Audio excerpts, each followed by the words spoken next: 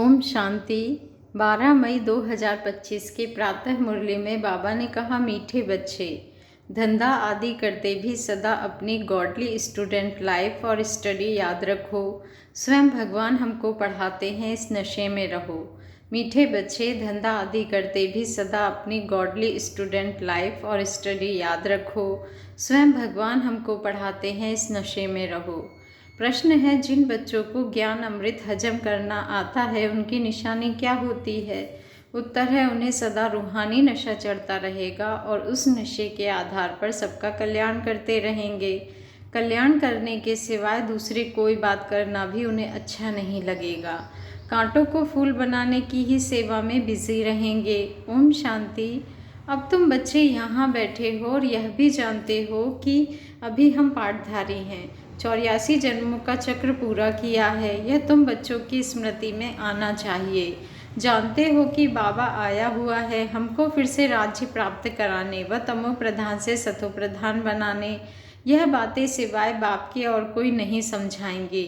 तुम जब यहाँ बैठते हो तो तुम जैसे स्कूल में बैठे हो, बाहर हो तो स्कूल में नहीं हो। जानते हो, यह ऊंचते ऊंच रूहानी स्कूल है। रूहानी बाप बैठ पढ़ाते हैं। पढ़ाई तो बच्चों को याद आनी चाहिए ना। यह भी बच्चा ठहरा। बाबा कहते हैं, इनको अथवा सभी को सिखलाने वाला वह बाप है। सब मनुष्य मात्र की आत्माओं का बाप वह है। वह आकर शरीर का लोन लेकर तुमको समझा रहे हैं, रोज समझाते हैं। यहाँ जब बैठते हो तो बुद्धि में, बाबा कहते हैं, यहाँ जब बैठते हो तो बुद्धि में स्मृति रहनी चाहिए कि हमने 84 जन्म लिए। हम विश्व के मालिक थे, देवी देवता थे, फिर पुनर्जन्म लेते लेते आकर पट पड़े हैं। भारत कितना सॉल्वेंट था, सारी स्मृति आई है। भारत की ही कहानी है, साथ साथ अपनी भी। अपने को फिर भूल ना जाओ। हम स्वर्ग में राज्य करते थे, फिर हमको 84 जन्म लेने पड़े। यह सारा दिन स्मृति में लाना पड़े। धंधा आदि करते स्टडी तो याद आनी चाहिए ना, कैसे हम विश्व के मालिक थे, फिर हम नीचे उतरते आए। बहुत सहज है, परंतु यह याद भी कोई को रहती नहीं है। आत्मा पवित्र न होने के कारण याद खिसक जाती है। हमको भगवान पढ़ाते हैं, यह याद खिसक जाती है। हम बाबा के स्टूडेंट हैं। बाबा कहते रहते हैं, याद की यात्रा पर रहो। बाप हमको पढ़ाकर यह बना रहे हैं, सारा दिन यह स्मृति आती रहे। बाप की स्मृति दिलाते हैं, बाप ही स्मृति दिलाते हैं। यही भारत था ना, हम सो देवी देवता थे, सो अब असुर बने हैं। पहले तुम्हारी भी बुद्धि आसुरी थी, अब बाप ने ईश्वरीय बुद्धि दी है, परंतु फिर भी कोई कोई की बुद्धि में बैठता नहीं है, भूल जाते हैं। बाप कितना नशा चढ़ाते हैं। तुम फिर से देवता बनते हो तो वह नशा रहना चाहिए ना। हम अपना राज्य ले रहे हैं, हम अपना राज्य करेंगे। कोई को तो बिल्कुल नशा चढ़ता ही नहीं है, ज्ञान अमृत हजम ही नहीं होता है। जिन्हें नशा चढ़ा हुआ होगा उन्हें किसका कल्याण करने के सिवाय दूसरी कोई बात करना भी अच्छा नहीं लगेगा। फूल बनाने की सर्विस में ही लगे रहेंगे। हम पहले फूल थे, फिर माया ने कांटा बना दिया, अब फिर फूल बनते हैं। ऐसी ऐसी बातें अपने से करनी चाहिए। इस नशे में रह तुम किसको भी समझाएंगे तो झट कोई को तीर लगेगा। भारत गार्डन ऑफ अल्लाह था, अब पतित बन गया है। हमें सारे विश्व के मालिक थे, कितनी बड़ी बात है।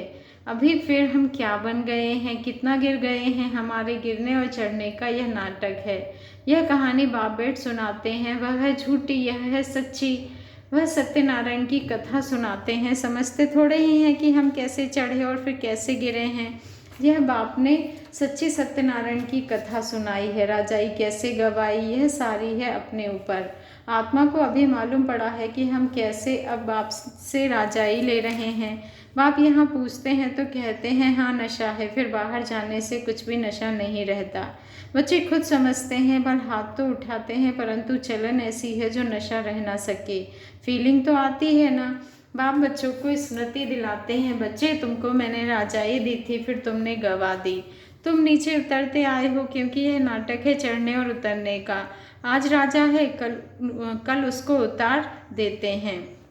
अखबार में ऐसी ऐसी बातें पढ़ती हैं। बाबा ने कहा, अखबार में ऐसी ऐसी बातें बहुत पढ़ती हैं, जिसका रिस्पॉन्ड दिया जाए तो कुछ समझे। बाबा कहते हैं यह नाटक है, यह याद रहे तो भी सदैव खुशी रहे। बुद्धि में है ना, आज से 5000 वर्ष पहले शिव बाबा आया था, आकर राजयोग सिखाया था, लड़ाई लगी थी। अभी यह सब राइट बातें बाप सुनाते हैं। यह है पुरुषोत्तम युग। कलयुग के बाद यह पुरुषोत्तम युग आता है। कलयुग को पुरुषोत्तम युग नहीं कहेंगे, सतयुग को भी नहीं कहेंगे।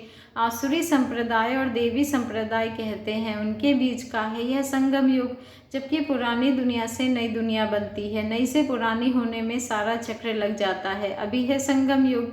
सतयुग में देवी देवताओं का राज्य था, अब वह है नहीं, बाकी अनेक धर्म आ गए हैं।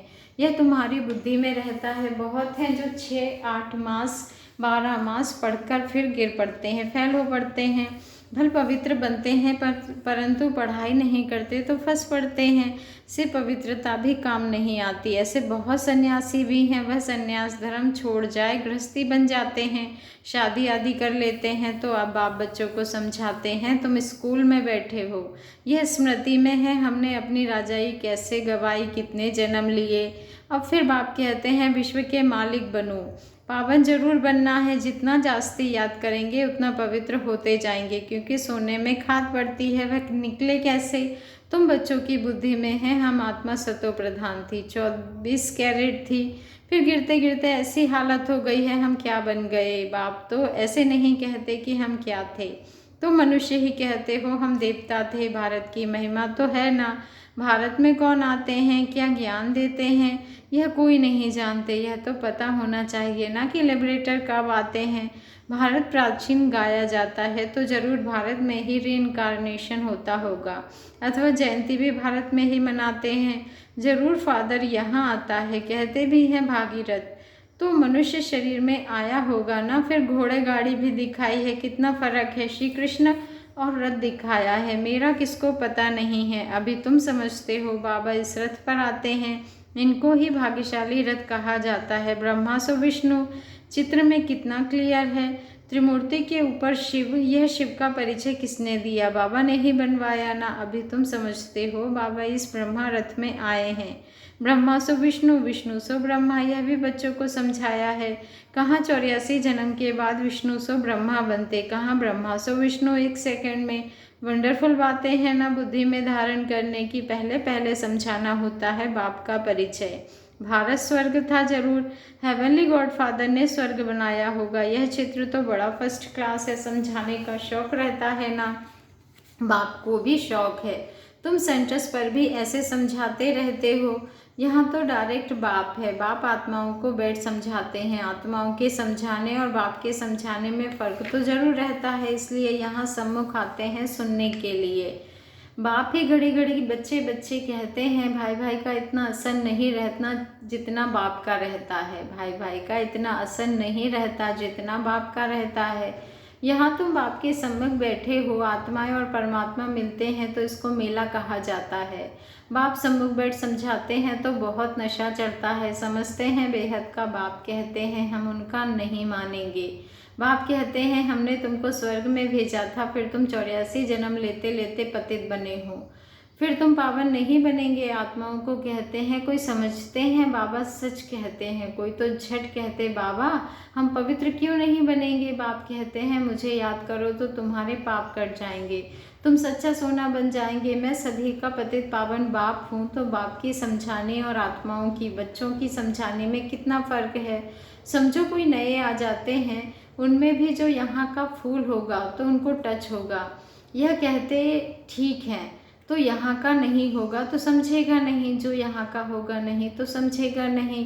तो तुम भी समझाओ। हम आत्माओं को बाप कहते हैं, तुम पावन बनो। मनुष्य पावन बनने के लिए गंगा स्नान करते हैं, गुरु करते हैं, परंतु पतित पावन तो बाप ही है। बाप आत्माओं को कहते हैं तुम कितने पतित बन गए हो, इसलिए आत्मा याद करती है कि आकर पावन बनाओ। बाप कहते हैं मैं कल्प कल्प आता हूँ, तुम बच्चों को कहता हूँ यह अंतिम जन्म पवित्र बनो। यह रावण राज्य खत्म होना है, मुख्य बात है ही पावन बनने की। स्वर्ग में विष होता नहीं। जब कोई आते हैं तो उनको यह समझाओ कि बाप कहते हैं अपने को आत्मा समझ, मुझ बाप को याद करो तो पावन बन जाएंगे, खाद निकल जाएगी। मन मना भव अक्षर याद है ना, बाप निराकार है, हम आत्मा भी निराकार है। जैसे हम शरीर द्वारा सुनते हैं, बाप भी इस शरीर में आकर समझाते हैं, नहीं तो कैसे कहें कि मामेकम याद करो, देह के सभी संबंध छोड़ो। जरूर यहाँ आते हैं, ब्रह्मा में प्रवेश करते हैं, प्रजापिता प्रैक्टिकल में हैं। इन द्वारा हमको बाप ऐसे कहते हैं, हम बेहद के बाप की ही मानते हैं। वह कहते पावन बनो, पतितपना छोड़ो, पुरानी देह के अभिमान को छोड़ो, मुझे याद करो तो अंतमति सुगति हो जाएगी, तुम लक्ष्मी नारायण बन जाएंगे। बाप से बेमुख करने वाला मुख्य अवगुण है एक दूसरे का परचिंतन करना, ईविल बातें सुनना और सुनाना। बाप का डायरेक्शन है तुम्हें ईविल बातें सुननी नहीं है, इनकी बात उनको, उनकी बात इनको सुनाना, यह धूतीपना तुम बच्चों में नहीं होना चाहिए। इस समय दुनिया में सभी विपरीत बुद्धि है, ना सिवाय राम के दूसरी कोई बात सुनाना उसको धूतीपना कहा जाता है। अब आप कहते हैं यह धूतीपना छोड़ो, तुम सभी आत्माओं को बताओ कि हे सीताएं, तुम एक राम से योग लगाओ, तुम हो मैसेंजर। यह मैसेज दो कि बाप ने कहा है मुझे याद करो, बस इस बात के सिवाय बाकी सब है धूतीपना। बाप सब बच्चों को कहते हैं धूतीपना छोड़ दो, सभी सीताओं की एक राम से योग लगवाओ, यही तुम्हारा धंधा है। बाबा ने कहा बस यह पैगाम देते रहो। बाप आया हुआ है, कहते हैं तुमको गोल्डन एज में जाना है, अब इस आयरन एज को छोड़ना है, तुमको वनवास मिला हुआ है, जंगल में बैठे हो ना, वन जंगल को कहा जाता है। कन्या की जब शादी होती है तो वन में बैठती है, फिर महल में जाती है, तुम भी जंगल में बैठे हो, अब ससुर घर जाना है, इस पुरानी दुनिया को छोड़ना है। एक बाप को याद करो, जिनकी विनाश काले प्रीत बुद्धि है वह तो महल में जाएंगे, बाकी विपरीत का है वनवास, जंगल में वास है। बाप तुम बच्चों को भिन्न भिन्न रीति से समझाते हैं। जिस बाप से इतनी बेहद की बादशाही ली है उनको भूल गए हो तो वनवास में चले गए हो, वनवास और गार्डन वास। बाप का नाम ही है बागवान, परंतु जब कोई की बुद्धि में आए भारत में ही हमारा राज्य था, अभी नहीं है, अभी तो वनवास है, फिर गार्डन में चलते हैं। तुम यहाँ बैठे हो तो भी बुद्धि में है हम बेहद के बाप से अपना राज्य ले रहे हैं। बाप कहते हैं मेरे साथ प्रीत रखो, फिर भी भूल जाते हैं, बाप उलाहना देते हैं। तो मुझ बाप को कहाँ तक भूलते रहेंगे, फिर गोल्डन एज में कैसे जाएंगे। अपने से पूछो हम कितना समय बाबा को याद करते हैं। हम जैसे कि याद की अग्नि में पड़े हैं जिससे विकर्म विनाश होते हैं। एक बाप से प्रीत बुद्धि रखना है।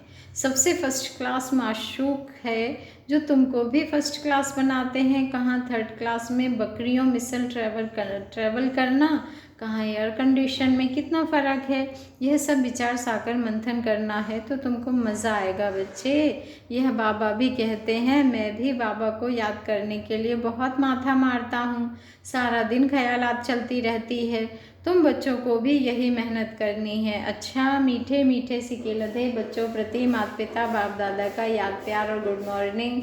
रूहानी बाप की रूहानी बच्चों को नमस्ते, और हम रूहानी बच्चों की रूहानी माता पिता बाप दादा को दिल से याद प्यार गुड मॉर्निंग और नमस्ते। शुक्रिया बाबा, शुक्रिया। धारणा के लिए मुख्य सार है, फर्स्ट पॉइंट है, किसी को भी एक राम बाप की बातों के सिवाय दूसरी कोई भी बातें नहीं सुनानी है।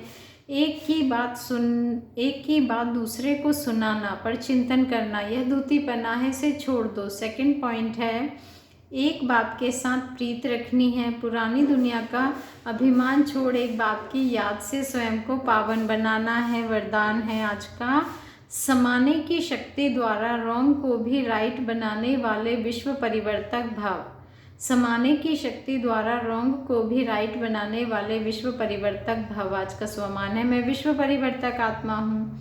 दूसरे की गलती को देखकर स्वयं गलती नहीं करो। अगर कोई गलती करता है तो हम राइट में रहें, उसके संग के प्रभाव में ना आए। जो प्रभाव में आ जाते हैं वह अलवेले हो जाते हैं। हर एक सिर्फ यह जिम्मेवारी उठा लो कि मैं राइट के मार्ग पर ही रहूँगा। अगर दूसरा रॉन्ग करता है तो उस समय समाने की शक्ति यूज़ करो। किसी की गलती को नोट करने के बजाय उसको सहयोग का नोट दो, अर्थात सहयोग से भरपूर कर दो, तो विश्व परिवर्तन का कार्य सहज ही हो जाएगा। स्लोगन है, निरंतर योगी बनना है तो हद के मैं और मेरेपन को बेहद में परिवर्तन करो। निरंतर योगी बनना है तो हद के मैं और मेरेपन को बेहद में परिवर्तन करो। आज का अव्यक्त इशारा है रूहानी रॉयल्टी और प्योरिटी की पर्सनालिटी धारण करो। वर्तमान समय के प्रमाण फरिश्तेपन की संपन्न स्टेज के बाप समान स्टेज के समीप आ रहे हो। उसी प्रमाण पवित्रता की परिभाषा भी अति सूक्ष्म होती जाती है। सिर्फ ब्रह्मचारी बनना ही पवित्रता नहीं है, लेकिन ब्रह्मचारी के साथ ब्रह्मा बाप के हर कर्म रूपी कदम पर कदम रखने वाले ब्रह्मचारी बनो। अच्छा, ओम शांति। शुक्रिया बाबा, शुक्रिया।